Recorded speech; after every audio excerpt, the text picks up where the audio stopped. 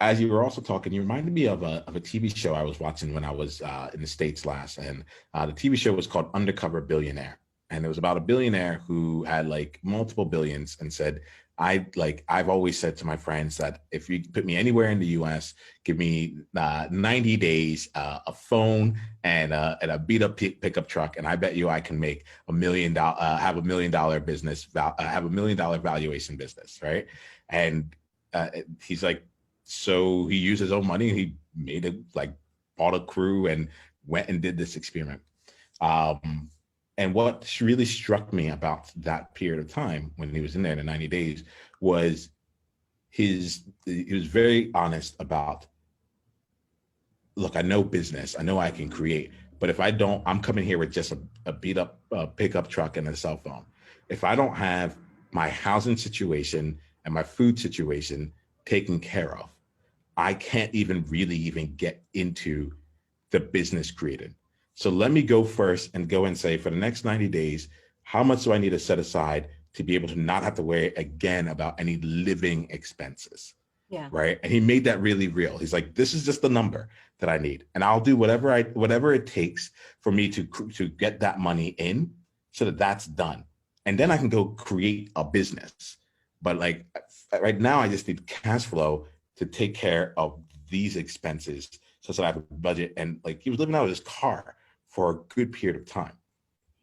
So it's like, so these things actually, as you were talking, there was a part of me that was like, I wonder if this is about, if she's in that stage where it's like she's trying to create a business, but whatever the internal house is for you, the internal thing, has that been built yet, such that you feel the freedom that you're looking for it? And if that's the case, if not, then with the next 90 days, like what if you took they always spent like a week or two like on it. It wasn't like the entire period of time, but would you want to spend time in the next 90 days specifically creating for you to feel that level of abundance when it comes to, or freedom, or whatever it is, security, even, because that word hasn't shown up, but from that perspective, right? The last thing here, so there's something that you said, were the two sentences. You do not believe you're worthy of the abundance you previously had. That one, I need, like, that's something that just needs to be unpacked. Should you find it to be meaningful? Like, I can be there in the worthiness conversation. And I think that there's sometimes there's two ways to go in coaching. One is, let's have a deep exploration as to why you feel that way. And another thing is, okay, given that you feel this way, what do we want to create from there? Right. I think in this conversation, I think I'd rather be with you in the latter period of this all. Like I think it's great that we've acknowledged it, but I don't know if like helping you feel worthy about it is the same as like would serve you as much as create into a place where that becomes irrelevant in a sense. And I think it's a larger conversation I want to have. And if you feel like it's really important, we can. That's not important. If it's timely to have that conversation now, then we will, right? But I'm not brushing it under the rug. I'm holding it up to the light and saying, one of this might be a shadow thing to look at, and the other one might be the actual object, So like, which one do we want to look at? And then the last thing here then is be careful not to burn out again. And we have the burnout again. And I like, to me, that is a space. If there was one place that I could continue to spend time with you on in terms of creation, it will be in the burnout space. That's the space that I would go, because that's where it feels like scarcity truly shows up. It's like, I think you know how to create. I think you know how to create financially for yourself and for your family. I think that what you may not know how to create is how do you do it in a way that doesn't burn you out. Yes. So I'm going to pause. There's a lot that I reflected back. I reshaped some things, and so forth. Let me just make sure that we're staying in the same. We're seeing things shoulder to shoulder here. What resonated? What felt off? And where should we go from here? Okay. I really like that. Let's go back to, you were talking about financial independence, abundance, freedom, and creativity. And I wrote financial I didn't mean financial creativity. I was kind of answering your questions there, and that is a space that where I can continue to explore. Definitely after our conversation, it's not something I necessarily need to spend time on here, but this distinction was interesting because it resonated for me in the respect that it was like, oh yeah, it's not about being rich, it's not about financial abundance, it's about that sense of being able to be creative, being able to, and you know, and I think it's connected to what you were saying, the housing and food situation, you know, that's sorted now. You see, ironically enough, the housing and food situation is sorted. You know, it's like, I don't have to earn a lot of money at the moment. I have a husband. I'm in a situation where, you know, together our housing and our food situation is glorious. It's not a problem. But it's, I guess what hit me with you was that you were talking about this internal, the feeling that I have around being able to contribute there with that again, be a part of creating that sense of, you know, I'm a part of creating that housing and food, that good situation that we have. And yeah, I think it's not, I think it's that felt that there was something there. And again, I was also thinking it's not just the housing and food situation. I think it's like this sense of housing and food situation, and there's some money in the bank, I'm saving, something is happening there. And it's not about, oh, I'll be happy when I have 5 million in the bank. It's not about a large sum of money. I think it's about being in this process, that this is up and running and it is moving, and it is, you know, moving and flowing in whatever way it moves and flows, but it's moving, it's happening. And it's always happening. And as an entrepreneur, you know, you earn more some days and less other days, and that's not, you know, it's not like I'm looking for the, I have to have a salary and I'm saving every month. It is this feeling of, I'm in the flow, I'm creating, money's coming in, money's coming out, I'm part of the housing and food situation. And I'm also, you know, I have a portfolio that is growing, that it's doing its stuff, and I can be creative with. It's expanding my possibility to be creative.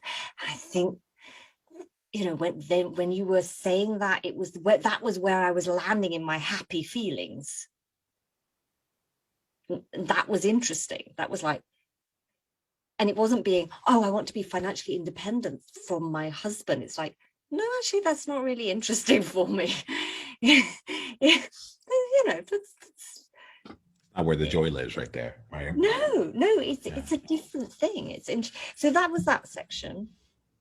And then just to finish off as well, when you, or these two things, worthiness and burnout. I think you're right there. Not, it felt good as well when you said, you know, we can have a conversation around worthiness, and it's like, nah, not right now.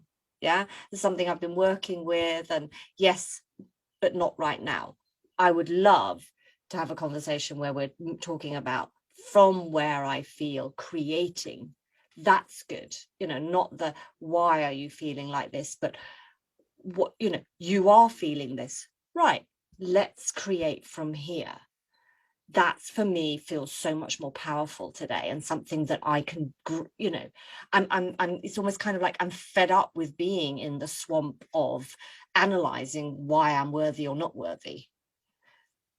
That's not moving me on. It's almost like you've got stuck there, Philippa. Now is actually the time to do take the steps out of that swamp. And then that was really interesting what you said as well about the burnout and the scarcity, linking those together, because of course that's it. That's completely it. You know, that fall was kind of like a lesson to me or I took it, that was the story I told myself, is that, oh no, there isn't abundance in the world. There isn't, there is a stop somewhere. There is it's not enough. And that it could be there that something is happening here, that I didn't have enough energy. I didn't have enough energy for a long time to even read a whole article, let alone a book. My brain was so frazzled. So then it became scarce. Yes, this sort of scarcity, I think, very much being in this really weird sensation of living in scarcity. Yes, in a world of there are limitations all the time to what I am capable of doing. And so now, when I feel, and have been like this for a couple of years now, when I feel that I'm, people say, oh, it takes as many years for you to burn out and to recover and blah, blah, blah. And it's taken me years, but it's like, I feel I'm back now. It feel like this is, my brain is at max capacity again. I've healed my brain, I've healed my body, and I've learned an enormous stuff along the way, so that I'm not going to land there again.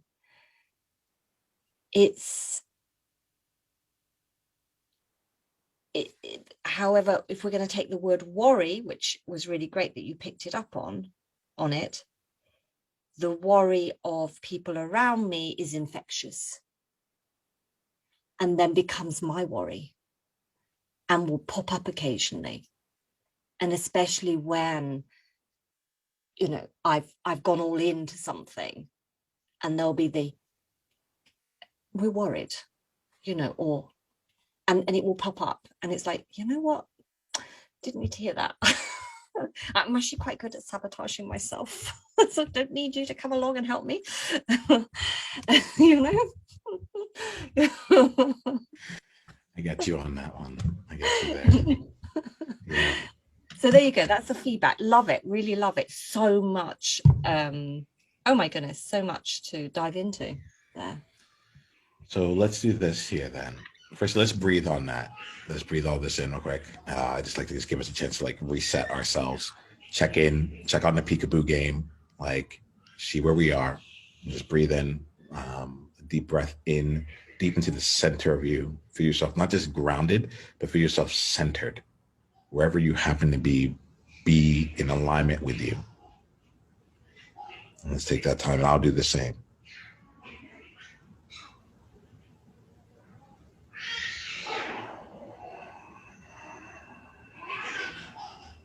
And if you can, allow the joy within you to continue to grow from this centered place. Maybe you're helped out by the laughter of a young child laughing in the background. Bring that in and allow that to come in. When you're ready, then let's go ahead. We'll continue from there. It's the World Joy Movement. Yeah. What was your greatest insight from this conversation? And if you want to come and be a part of a conversation like this live, it's really simple. Just go to beworldjoy.com and come introduce yourself, and let's take the conversation to the next level, because you're there now. All right, let's play.